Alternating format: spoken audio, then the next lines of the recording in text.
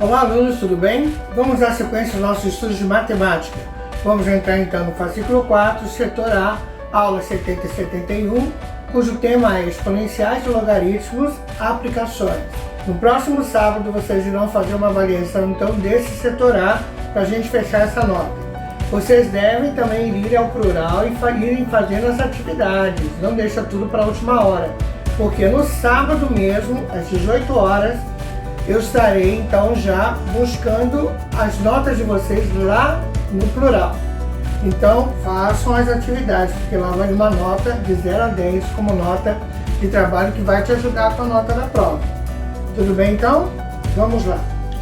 Fascículo 4, aulas 70 e 71, exponenciais de logaritmos, aplicações, Enem, conhecimentos algébricos. Nestas aulas, em estudos quantitativos sobre crescimentos e decrescimentos, lida-se frequentemente com funções da forma que t é igual a A vezes B elevado a t, em que A e B diferente de 1, são constantes positivas. A variável t é o tempo decorrido a partir do instante inicial da observação. Note que em todos os casos Q0 é igual a A.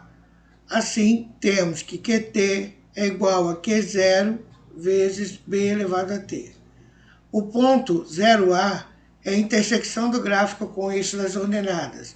Em relação à base B, vamos destacar dois casos. Com B maior que 1, temos uma função crescente. Analisem o gráfico. Base B maior que 1, que t cresce cada vez mais. P é o intervalo de tempo ΔT em que a quantidade QT é dobrada. P é chamado de tempo de duplicação. Com 0 menor que B menor que 1, temos uma função decrescente. Analisem o gráfico. Base B entre 0 e 1, QT decresce cada vez menos. Ele nunca vai encostar no eixo T. Ele sempre vai ficar uma distância mínima, mas nunca encostará no eixo T. P é o intervalo de tempo ΔT em que a vida QT é reduzida à metade. P é chamado de meia-vida. Nas condições se é que T é igual a A vezes B elevado a T, que BT é igual a Q0 dividido por A, e portanto T é igual a log de B, Q0 dividido por A. Nesses estudos surge quase sempre uma constante cujo valor é aproximadamente 2,71828. Essa constante é um número irracional e normalmente denotado pela letra E, em homenagem ao matemático Leonardo Euler, que nasceu em 1707 e faleceu em 1782. Os logaritmos na base Euler têm um papel fundamental na matemática. São chamados de logaritmos naturais ou logaritmos neperianos, em homenagem ao matemático John Napier, que nasceu em 1550 e faleceu em 1617. Logaritmo x na base Euler, log de Euler x, é usualmente indicado por log neperiano de x, ou log natural de x. Como exemplos, temos log neperiano ou log natural 1 igual a 0, log neperiano ou log natural Euler igual a 1 e log neperiano ou log natural de raiz de Euler igual a 0,5.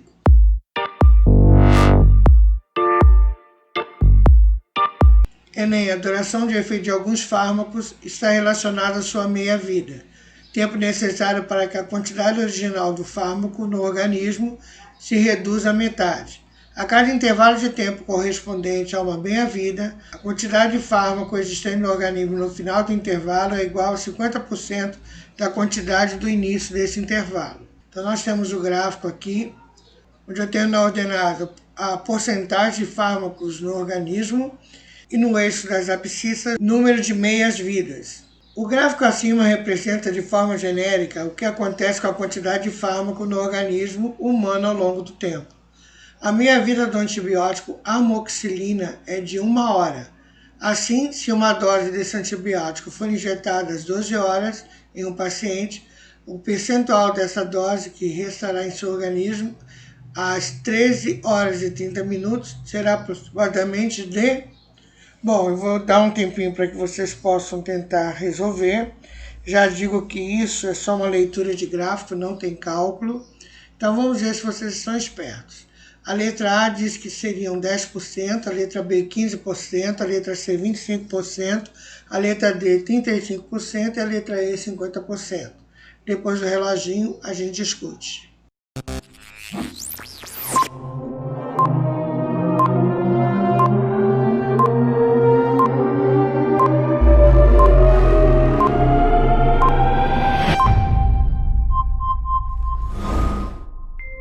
Pessoal, se uma dose de antibiótico foi injetada às 12 horas em um paciente e o percentual dessa dose que restará em seu organismo às 13 horas e 30 minutos, o que você vai fazer? Você vai fazer a variação de tempo. Então, 13 horas e 30 minutos menos 12 horas vai ficar 1 hora e 30 minutos. 1 hora e 30 minutos em matemática, você representa 1,5. Então, você vai lá no gráfico, analisa 1,5. Olha aqui, ó. Vai dar bem aqui. Se aqui é 30, lá é 40, aqui vai ser 35%. Então, a resposta, letra D.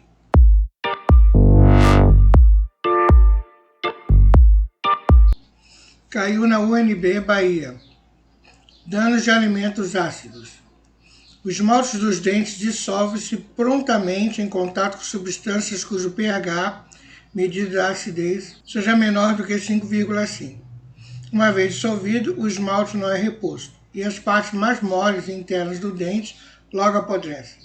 A acidez de vários alimentos e bebidas comuns é surpreendentemente alta. As substâncias listadas a seguir, por exemplo, podem causar danos aos seus dentes em contato prolongado. Comida ou bebida, suco de limão ou lima, pH de 1,8 a 2,4. Café preto, pH de 2,4 a 3,2. Vinagre, pH de 2,4 a 3,4. Refrigerante de cola, pH 2,7. Suco de laranja, pH 2,8 a 4. Maçã, pH de 2,9 a 3,5. Uva, pH de 3,3 a 4,5. Tomate, pH de 3,7 a 4,7. Maionese ou molho de saladas, pH 3,8 a 4.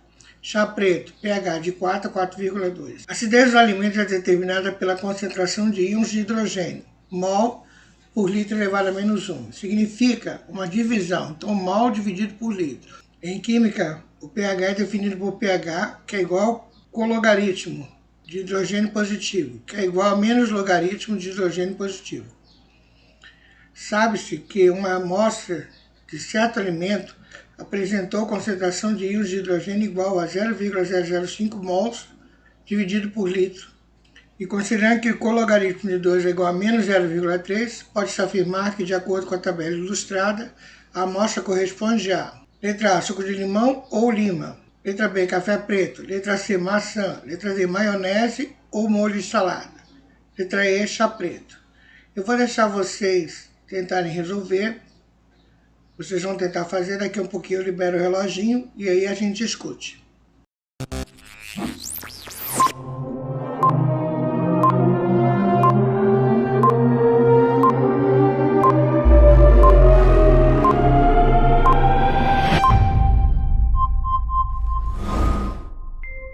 Vamos resolver o exercício 2?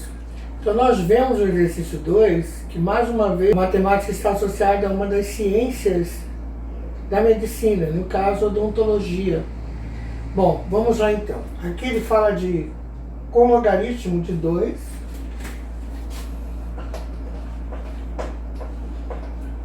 igual a menos 0,3. Cologaritmo significa menos log de 2 igual a menos 0,3. Bom, como o log não deve ficar negativo, vou multiplicar por menos 1. Log de 2 é igual a 0,3. Bom, o log ele muda de lado, então fica 10 elevado a 0,3. O log significa base 10. 0,3 é uma fração, é 3 sobre 10. E toda vez que uma base está elevada a uma fração, significa uma raiz, nesse caso, de índice 10, de 10 elevado ao cubo. 2 é igual a raiz de 10.000. Quando você calcula na calculadora científica raiz de índice 10 de 1000, você vai encontrar 1,995. Então eu posso dizer que isso é aproximadamente 2. Então 2 é aproximadamente 1,995.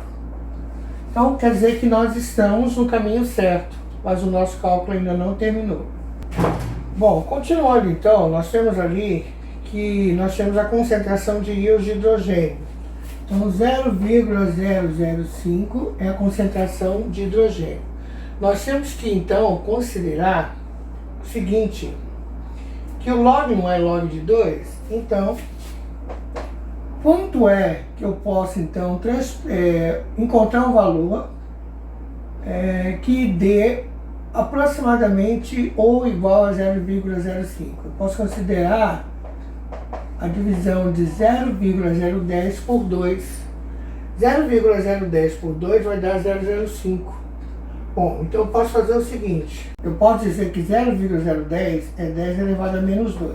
Então eu vou agora provar se isso está batendo. Ali não é 10 elevado a menos 3, eu vou considerar 10 elevado a menos 0,3. Eu quero ver se esse resultado dá aqui.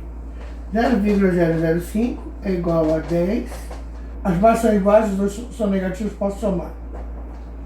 Bom, vamos então calcular 10 elevado a menos 2,3. Quando você faz isso na calculadora científica,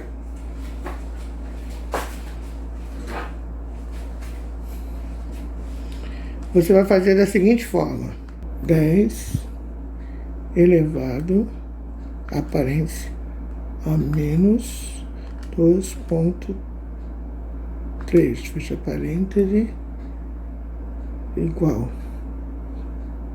Isso mostra que nós estamos certos. Então, portanto, o pH, que é igual a 0,05, é igual ao cologarismo de log de 10 elevado a menos 2,3. Bom, cologarismo é menos log, por isso eu falei cologarismo e coloquei menos 9. Então, o pH é igual a 2,3. Só nos interessa o expoente. Agora a gente vai lá na tabela e vamos ver quem tem pH 2,3. Bom, então exatamente o pH 2,3 nós não temos, mas a gente tem que o suco de limão ou lima está entre 1,8 e 2,4. Então 2,3 está entre esse intervalo. Então podemos deduzir que é suco de limão. Bom, então o limão ele tem um pH de 1,8 a 2,4. 2,3, então esse pH corresponde ao do limão. Antes da gente começar o exercício 3, a gente vai assistir a 2 vídeos que falam sobre um acidente radioativo com o Césio-137 que aconteceu aqui no Brasil há uns anos atrás, na cidade de Goiânia. Então vamos assistir para que vocês entendam um pouquinho melhor, certo? Depois a gente resolve. Descaso, má sorte, uma sequência de fatalidades. Estas eram consideradas as causas do pior acidente radiativo do Brasil, até agora. Mas 30 anos depois da tragédia com o Césio-137, o Fantástico voltou a Goiânia, visitou o local onde era o ferro velho em que tudo começou, encontrou sobreviventes, ouviu cientistas e conseguiu um depoimento exclusivo que traz uma reviravolta no caso. O físico Flammarion Goulart está calado há 30 anos. Ele foi um dos condenados pelo maior acidente radiativo da história do país. O vazamento do Césio-137 em Goiânia. 4 mortos, 151 contaminados graves. Um total de 1.143 pessoas afetadas. Eu nunca tive essa consciência de ter culpa e responsabilidade de uma forma. Nunca admiti isso e nunca falei para o nunca. Mas agora vai falar.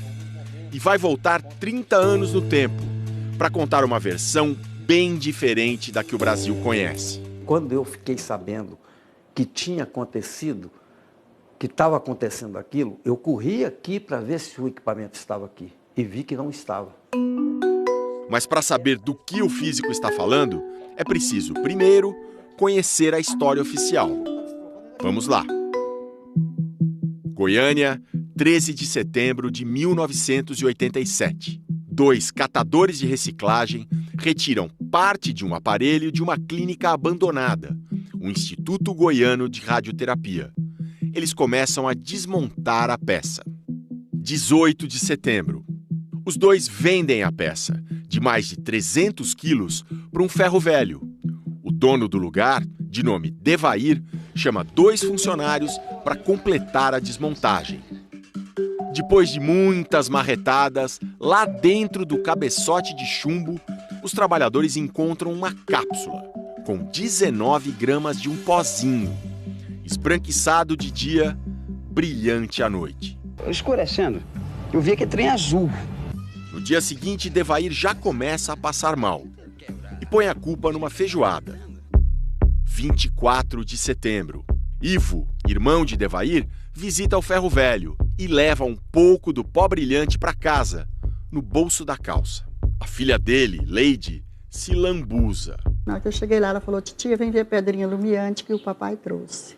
Eu entrei, ela mesma apagou a luz. Ao que eu entrei, aquilo brilhava.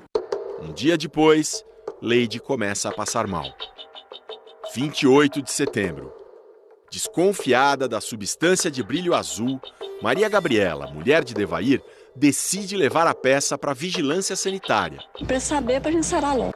Um funcionário do ferro velho ajuda a carregar. Eles vão de ônibus. 30 de setembro. Um físico que estava em Goiânia por acaso é acionado. Ele consegue um medidor de radiação e corre para a vigilância sanitária, onde a peça está numa cadeira. Aproximadamente uns 70, 80 metros, já tinha estourado a escada. Eu achei que o detetor estava com defeito. Depois vai até a casa do Ivo, o pai da Leide, a menina que brincou com o pó. Ela era uma fonte ambulante. Os valores que ela tinha, eu não conseguia medir, que o detetor já saturava também. Um equipamento de radioterapia para tratar câncer tinha sido violado. Era o maior acidente radiológico da história do Brasil. Quando finalmente se descobriu o que estava acontecendo, o próximo passo era chamar os principais cientistas e técnicos brasileiros da área. Pessoal, de vocês 3, quem foi o primeiro a chegar lá? Eu fui o primeiro a chegar na primeira equipe, né? Na noite do dia 30. Quem foi em segundo foi a Sandra, melhor ela dizer. Nós chegamos lá dia 1º, em 5 pessoas, né? Nós sabíamos que tinha uma fonte radioativa fora de controle, mas sem uma noção exata da extensão.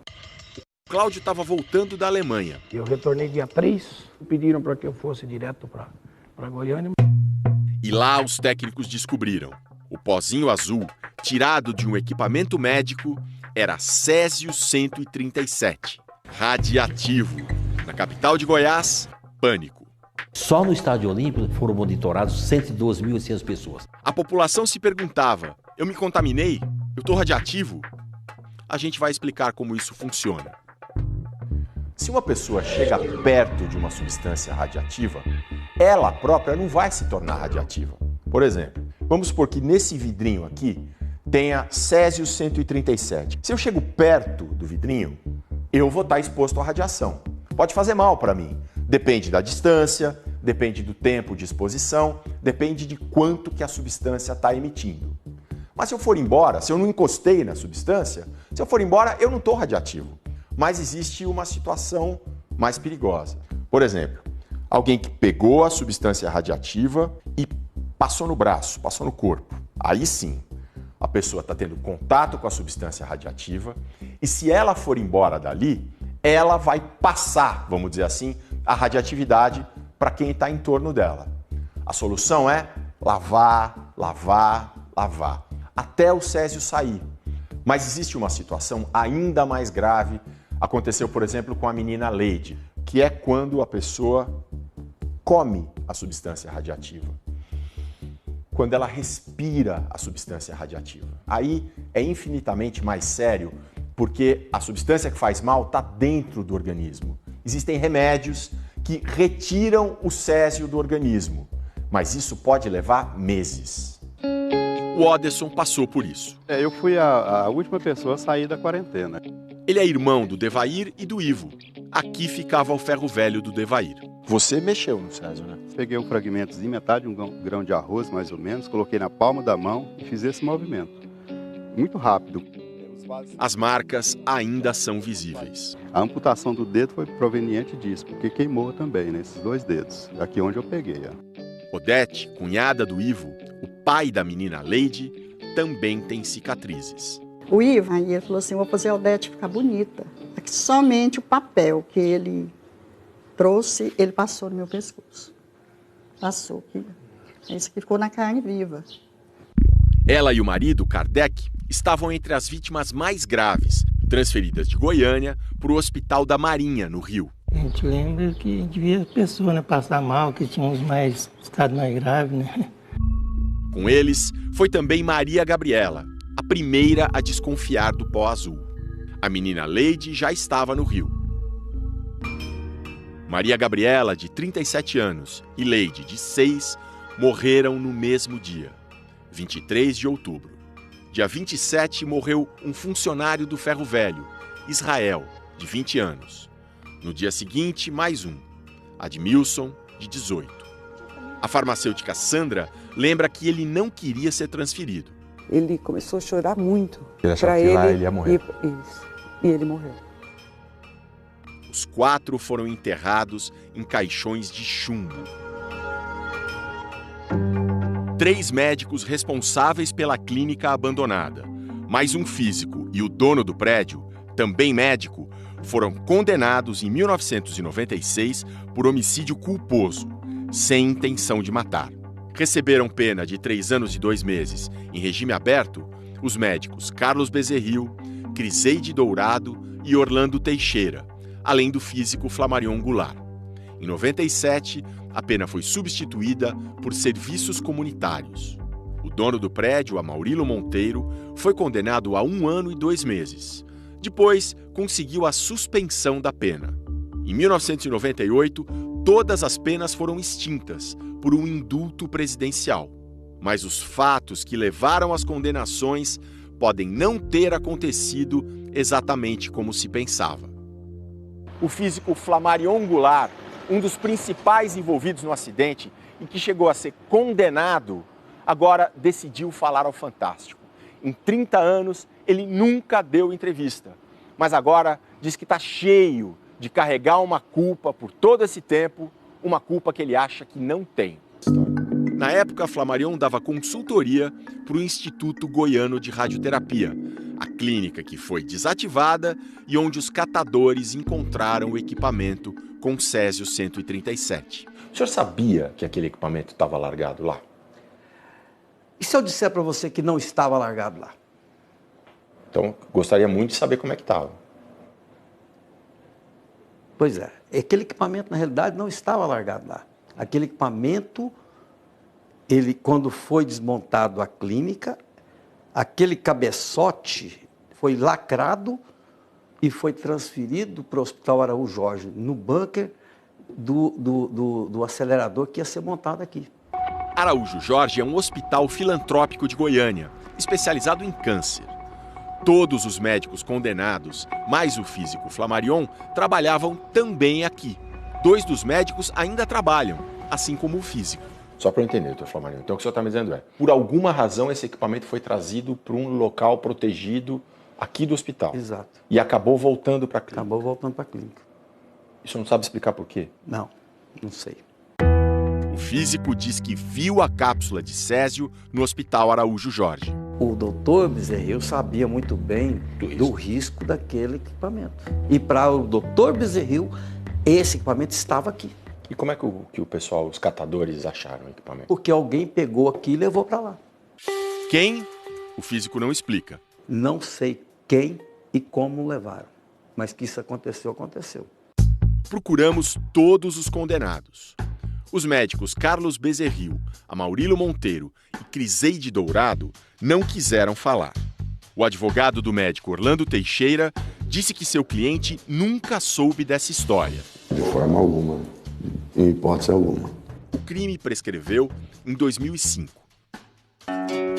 Devair, o dono do Ferro Velho, de onde a contaminação se espalhou, morreu de cirrose em 1994. Ele deixou uma frase assim: eu me apaixonei pelo brilho da morte. Um enfisema pulmonar matou Ivo, o pai da menina Leide em 2003. Ivo e Devair sobreviveram à contaminação altíssima, mas caíram em depressão. Algo comum, como explica esta psicóloga do Centro de Assistência aos Radioacidentados. Uma particularidade importante de um acidente radiológico, que diferencia de todos os outros acidentes naturais ou tecnológicos, é o fantasma da radioatividade. É conviver com esse fator permanentemente estressor. Esta médica especialista em câncer, que vem acompanhando as vítimas, seus filhos e netos, reforça. O maior impacto do acidente é o impacto psicossocial. E diz que não existe nenhum caso comprovado de câncer entre as vítimas que dê para ligar diretamente ao Césio 137. Ele aumentou o risco, mas as pessoas expostas diretamente não tiveram câncer. Os 2 catadores que tiraram o equipamento da clínica estão vivos. Por ordem da Justiça, Wagner Mota Pereira e Roberto Santos Alves deveriam receber um dinheiro mensal de todas as pessoas condenadas. Mas só os médicos Carlos Bezerril e Criseide Dourado chegaram a pagar. Os outros, incluindo o físico Flammarion, não. Realmente eu não tenho meios de pagar. O catador Wagner não atende jornalistas. Ele ainda corre o risco de amputar um pé queimado pelo Césio. Roberto Santos Alves teve um antebraço amputado já na época. Nós localizamos o Roberto, nesse bairro de comércio de peças usadas em Goiânia. Ele não quis dar entrevista. Quer falar comigo não, Roberto? Não mexi com esse trem, não. O que sobrou do acidente veio para cá. Um depósito de lixo radiativo a meia hora de Goiânia. Tudo guardado em caixas de concreto enterradas nestes morros. Até o que sobrou da cápsula de Césio, a fonte de toda a tragédia, está aqui. A gente trouxe um medidor de radiação, aí está medindo 0,04. Como a distância é importante, a gente vai encostar no chão para ver se muda alguma coisa. Mas não mudou não. 004, 005. 30 anos depois, é praticamente impossível detectar o que restou do Césio. Mas ficam as marcas na pele e na memória. E a pergunta: o que de fato aconteceu com a cápsula de Césio do dia em que a clínica foi fechada até o dia em que os catadores violaram o equipamento? Se vocês ficassem frente a frente com os médicos, donos da clínica que largaram aquele aparelho lá, o que vocês fariam? Eu acho que eu não diria nada.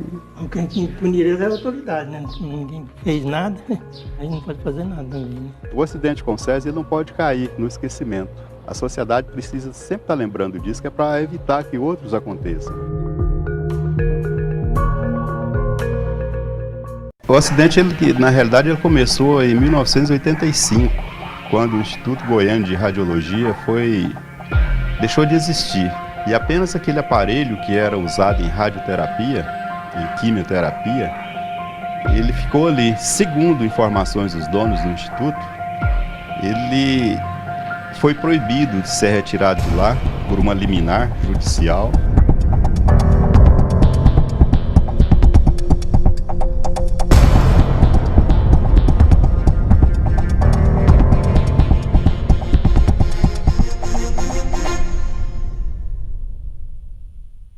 Aquilo ficou abandonado lá num local que só tinha uma parede, 2 paredes e a coisa jogada lá.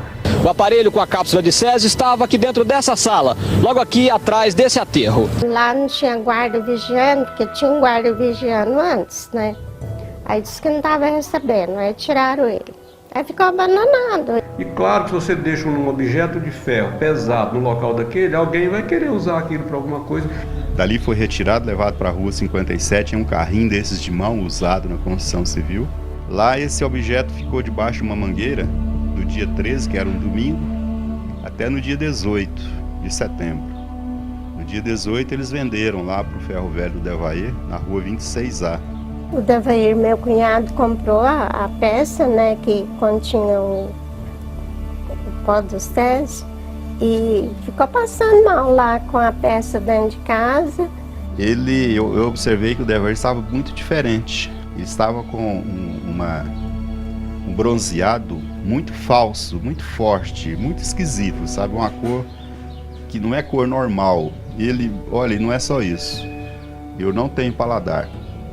Eu tanto faz colocar açúcar ou sal na boca, o gosto para mim é o mesmo. A Maria Gabriela trouxe um café e tal, a gente conversando ali. Quando ele me falou, mano, eu comprei um objeto que tem uma luz magnetizante, atraente, à noite, ela é muito bonita. Mas ninguém ligava uma coisa à outra. Então eu peguei um fragmentozinho daquele objeto, mais ou menos a metade de um grão de arroz, pus aqui na mão, fiz essa fricção.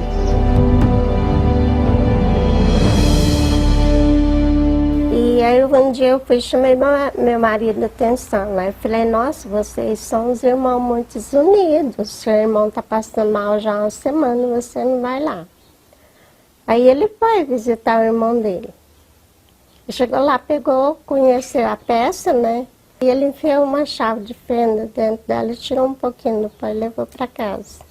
E colocou no chão do quarto e a Leide, a Lucimar, tudo ficou brincando com aquilo ali, né? Achando bonito. Quando eu vi, eu tive assim, uma sensação de pavor, medo, sabe? Aí a Leide foi e deitou no chão, no cimento, e ficou brincando com aquilo. A mãe dela estava preparando o jantar, cozinhando ovos. Ela veio com a mãozinha, evidentemente deveria ter partículas, né? Ela pegou um ovo cozido e ingeriu, comeu esse ovo. Fui tomar banho. Quando eu saí do banho, ela estava terminando de comer o ovo cozido com a mão suja. Uns 15 minutos depois, ela começou com crise de vômito. E alguma coisa me dizia que era algo sério, sabe? Mas no momento que ela estava passando mal, eu fiquei muito preocupada. Mas no outro dia amanheceu normal, brincando. A gente culpou o ovo que ela comeu. Mas só uns 3 dias depois que a gente foi saber realmente do que se tratava. Aí o Ivo foi na casa do Devair e também falou com ele. Falou, olha, tem gente falando que esse negócio aí é veneno, é radioativo. E isso pode estar causando muito mal. Pode ser isso que está causando esse mal. Então eles foram ligando uma coisa à outra. Daí, na segunda-feira, a Maria realmente se convenceu de que ela deveria fazer aquilo. Ela deveria ir lá buscar a peça e levar para a vigilância sanitária. O Devair tinha muito amor por aquilo. Quando alguém falava para ele, esse aí está causando problema, ele, não é esse aqui. Eu amava as pedras. Eu pegava a pedra e levava para fora. Depois, muitas vezes cansei de tomar cerveja num copo em cima daquela pedra. Nós convivemos junto, eu essa pedra 8 dias. Ou seja, ele era apaixonado. Tanto que ele deixou uma frase, entre aspas, eu me apaixonei pelo brilho da morte. Ele gostava daquilo ali. A Maria Gabriela foi buscar aquela peça para levar para a vigilância sanitária. Colocaram aquilo em um saco de estopa, jogou nas costas, né? O Guilherme levou aquilo de ônibus. Ônibus urbano, eles andaram mais ou menos 2 quilômetros até descer ali na Independência, na rua 6, setor aeroporto, 6A. E de lá foi para a vigilância sanitária, que funcionava onde hoje funciona o Centro de Assistência aos Radioacidentados.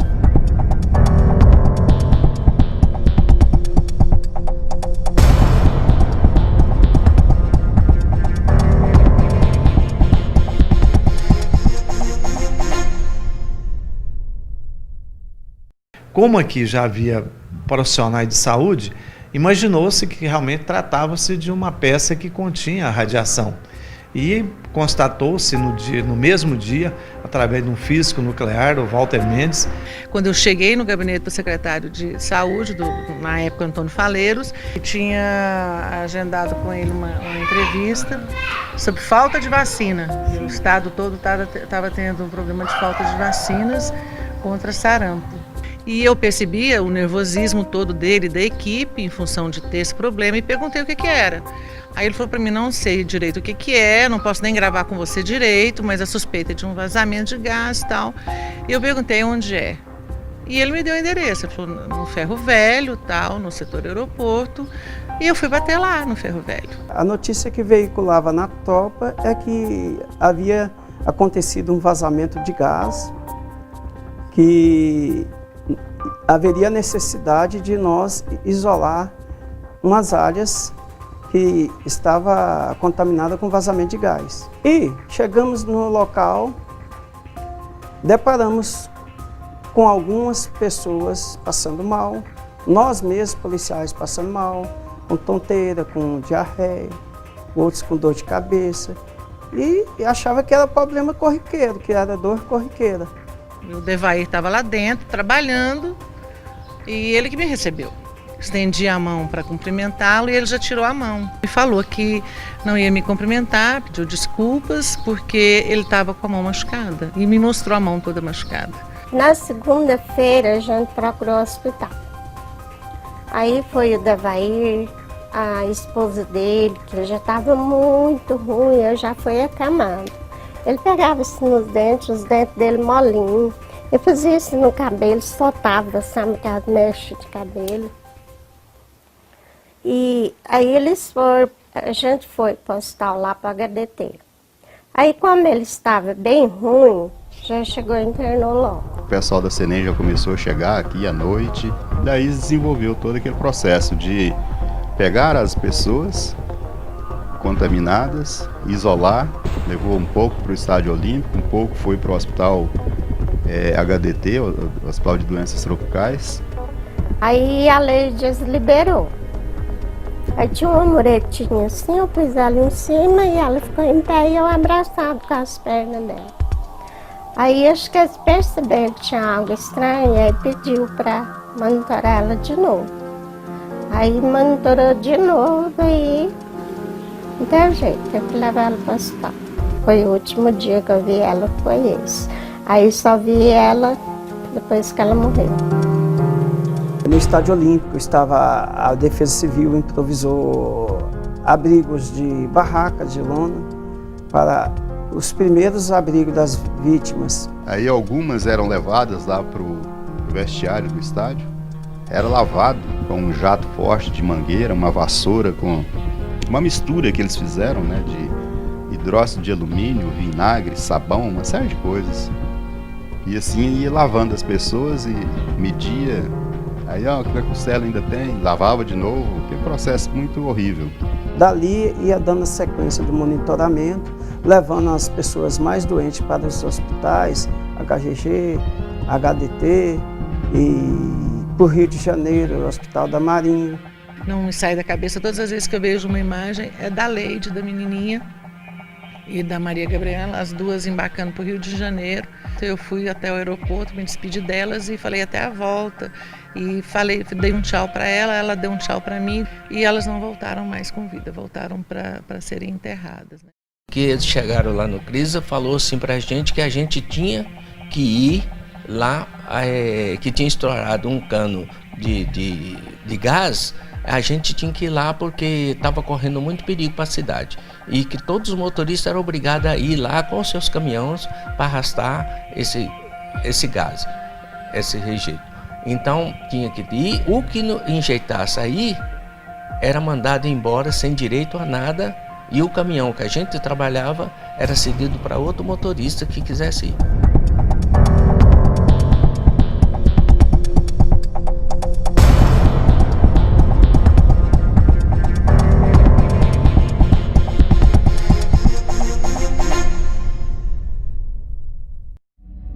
E a gente saía mais ou menos na base de 2, 3 horas da manhã para não se encontrar ninguém na rua, para não chegar perto desses caminhões. Aí a gente estava como inocente, né, nessa parada aí, arrastando a morte sem saber que a gente estava sendo ameaçado. Eu fiquei em contato com o pessoal que trabalhou lá. Nós ficamos tudo junto, tudo junto no alojamento só, tudo misturado com o outro. E o trem era perigoso, não sabia nada que era perigoso. Para isolar ninguém chegar. E o povo queria chegar, porque a gente estava arriscando. Assim, gente, vocês não podem chegar, nós não sabemos o que é isso daí. Isso é coisa perigosa. O acidente com o SESI 137, ele foi também, principalmente, foi um acidente de informação, por falta de informação. Mesmo os técnicos da Comissão Nacional de Energia Nuclear não sabiam o que estava acontecendo. Os policiais que trabalharam na vigilância dos focos, os bombeiros que trabalharam com as vítimas, os médicos, enfermeiros, técnicos de enfermagem, todo mundo que trabalhou conosco, minimamente foram irradiados. No fim, depois de 10 anos, que deu sintoma na minha perna. Quando eu cheguei no hospital, que era para fazer os exames, Contei para o médico para me examinar. Quando eu falei para ele, e antes de examinar, ele falou para ele, não, isso não sei, é radiação. Eu falei assim, doutor, mas o senhor não sabe? Aí ele falou assim, não, é radiação, vai ter que cortar a sua perna. E aí já mandou a moça que estava lá, atendendo lá, já mandou ela arrumar lá um quarto para me internar. Fomos convidados para descontaminar Goiânia, mas sabendo que é SES. O que é SES? Nós não sabemos. Porque chegava a marmita de almoço, você pegava e sentava em cima do tambor. Eu tenho foto em cima das caixas de rejeito, quer dizer, em cima da morte, eu estava lá em cima dos contêineres, sem saber que estava a morte ali dentro. Depois de alguns dias, é que eles começaram a usar algum tipo de EPI, algum tipo de equipamento de proteção. A gente vestia esse macacão, põe essa canetinha, se caso fosse pegasse alguma radiação, essa canetinha pulava no bolso da gente como se tivesse a gente pegando nela, ela pular. Aí a gente tinha que tirar ela, olhar de quanto de radiação estava. Começou a vir os médicos de fora, aí começou a explicar as coisas pra gente. Como eu sou curioso e conversador, aí eu fui informar o que era o SES. Com 3 dias que eu estava lá, foi um jornalista lá, uma gravata branca, veio perguntar, e não podia falar, e eu falei. Isso aqui é mentira, não é vazamento de gás, não, é SES 137, mas sem saber. Daí já foi um grilho em cima de mim, um problema em cima de mim. Teve uma repercussão internacional muito grande aqui em Goiânia e a imprensa do mundo inteiro veio para cá. Eu acho que nunca Goiânia teve tanto repórter como teve aqui. Tem emissora de todos os lugares do mundo. Houve também uma histeria, as pessoas começaram a entrar em desespero com as mortes, porque as pessoas falavam, olha, esse negócio propaga pelo vento, as pessoas vão morrer. 23 de outubro, véspera do aniversário de Goiânia. Luto. Morrem 2 dos pacientes internados no Marcílio Dias, no Rio de Janeiro.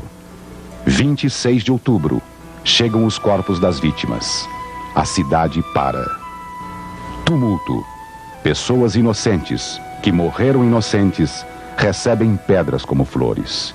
E no enterro delas, toda uma ignorância de apedrejar o túmulo, aquela ignorância toda.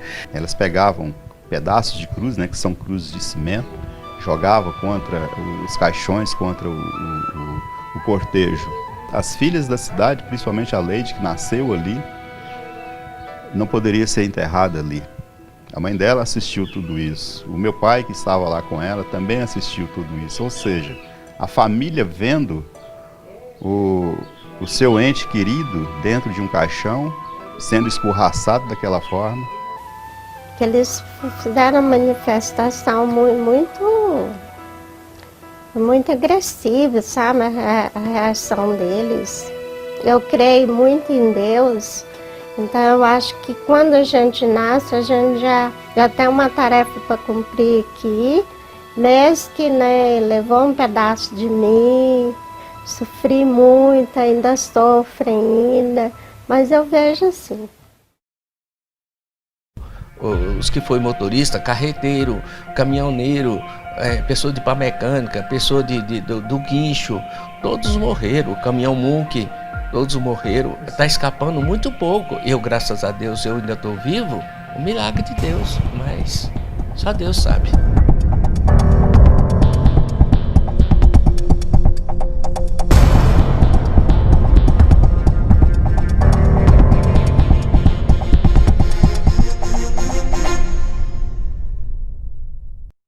O Baianinho morreu, que era um carregado geral, o Carlão, o operador, morreu. O comboieiro, chamado de Cardoso, morreu lá dentro. Você não sabe quantos graus de radiação ele morreu. Houve morte a curto, a médio e a longo prazo. Mais a médio e longo prazo. E o câncer atacou eles muito imediato. Teve um motorista nosso, eu acho que não passou 2 meses, que era um motorista de um caminhão trucado. Não passou 2 meses, ele morreu. A gente perdeu o direito de ir e vir, a gente perdeu o direito de trabalhar. Você tem certeza que elas não estão bem como merecem estar. Eram todas muito pobres, muito humildes, careciam muito de assistência e proteção. Então muitas famílias se desestruturaram para isso. A maioria dessas pessoas convivem e sobrevive com apenas um salário mínimo. Aqueles que recebem do governo estadual, nem um salário mínimo porque hoje Essas pessoas recebem R$ 788, ou seja, é o salário mínimo de 2 anos atrás. Eu gasto por mês R$ 1.268 de remédios todos os meses que eu tenho que comprar. Agora, para quem ganha salário mínimo, como que você vai sobreviver? Se nós somos cadastrados, é para que tenha direito ao IPASGA. É o que nós recebemos de assistência, medicamentos, essas outras coisas, nós não temos assistência. Lá na instituição que foi criada para dar assistência às vítimas, tem ótimos profissionais. Tem muitos médicos de várias especialidades, tem psicólogos, tem dentista, tem assistente social, mas não tem o principal, que é o medicamento. Isso é uma das coisas que mais nos revolta. E olha que nós temos ótimos médicos lá. Não tem nem um caso aqui, ó, que tem os médicos bons que nós temos. Mas eles não podem comprar o remédio pra gente, né? Quem tem que dar é o governo. Cortou. Hoje eu teria que tomar 5 medicações de uso contínuo. Só estou com 2. Porque os outros eu não dou conta de comprar. A razão dessa demanda de medicamento estar reprimida nos últimos anos aqui no Centro de Assistência é exatamente porque nós saímos de uma situação da Fundação Lei das Neves que tinha autonomia financeira para disponibilizar qualquer medicamento naquela época, até 1999. E o que não está dentro da farmácia básica é o Centro de Medicamento do Juarez Barbosa, a Central de Medicamento de Alto Custo do Juarez Barbosa, exatamente se presta a isso. Evidentemente que depende de processos, né? Se tem alguma sequela que a gente pode dizer que existe com os radioespetados é do ponto de vista psicológico. Principalmente porque é difícil eles se desgarrarem do fantasma da radioatividade. Você tem a doença maior, é a depressão. Hoje nós sinto rico, nós sinto realizado com isso. Vocês têm interesse hoje de ligar para nós para ver como que nós estamos. Nós estamos mortos. Só falta enterrar. Já adultos que viveu a época do acidente, às vezes me falam, não, Odesson, o problema é que o governo fala que está tudo bem com vocês. Então, esse está tudo bem, a gente entende que o acidente acabou realmente. Só que não, o acidente não acabou. É triste, viu? Você não pode ficar à vontade, você entrar num restaurante, você sentar, almoçar com sua família, que o pessoal falava assim, não, você não pode ficar aqui não, rapaz. Você é bolar, aqui não é lugar seu não. Eu fui discriminado por um deputado. Quando eu fui dar a mão para cumprimentá-lo, ele pôs a mão no bolso, aí eu pulei nele e abracei. Eu percebi que ele estava com medo de mim, aí eu abracei com ele. Ele tremia assim nos meus braços. Mas o preconceito sempre aconteceu, sempre acontece. Tem muita pessoa que fala que homem não chora. Mas todo homem chora. Ele chora quando ele leva um tapa na cara. Ele chora quando leva uma decepção dessa. E depois a exclusão. Você está no meio de um grupo, você sai dali, quando chega perto dos outros, o povo corre. Acabou no César. Sempre, depois que acontece um problema, é que vem a fiscalização. Então a gente não construiu, nem naquela fase, acho que até hoje não construiu, a mentalidade do primeiro mundo, que é prevenir os problemas antes deles acontecerem. Há 30 anos aconteceu e ainda as coisas estão acontecendo aí e a gente não está vendo. Infelizmente, uma tragédia aconteceu que ela sirva pelo menos de alerta para que essas pessoas continuem tendo atenção médica, psicológica, psiquiátrica, em alguns casos também, com tudo que elas têm direito, porque elas foram vítimas.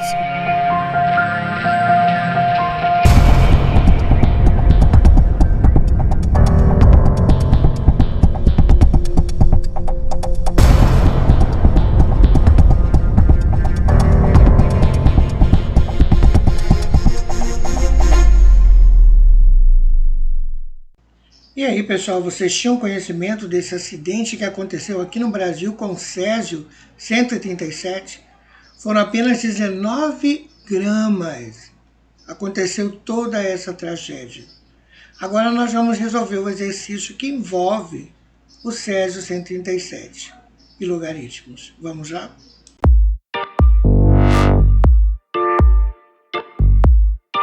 Caiu na Universidade Federal de Santa Maria, Rio Grande do Sul.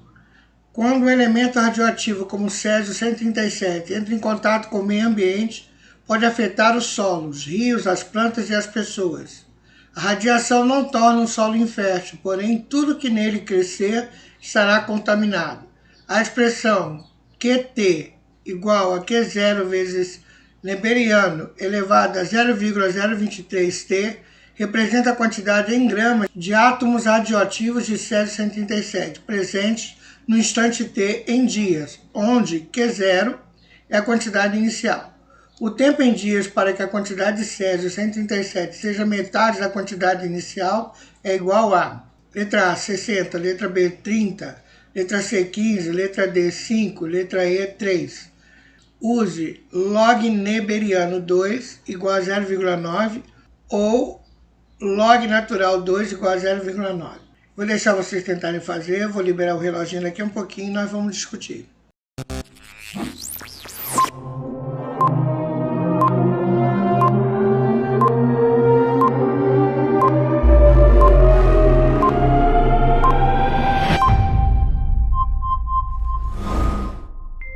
Vamos resolver o exercício 3. Nós temos que calcular o tempo para que a quantidade de Césio seja metade da quantidade inicial. Então, QT é igual a Q inicial pela metade. QT nós sabemos que é Euler elevado a menos 0,023 T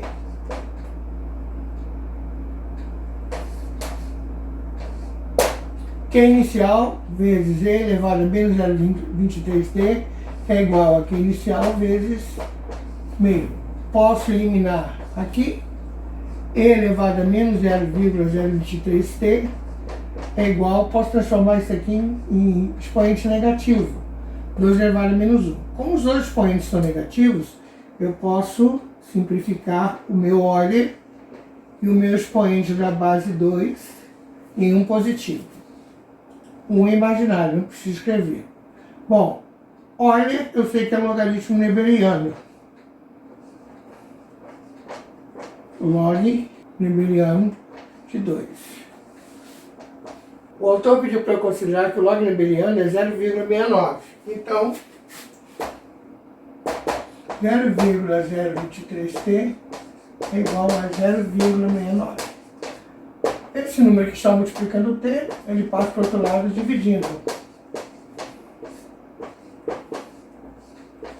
Então, T é igual. Então, 0,69 dividido por 0,023 é igual a 30. Então, 30 dias.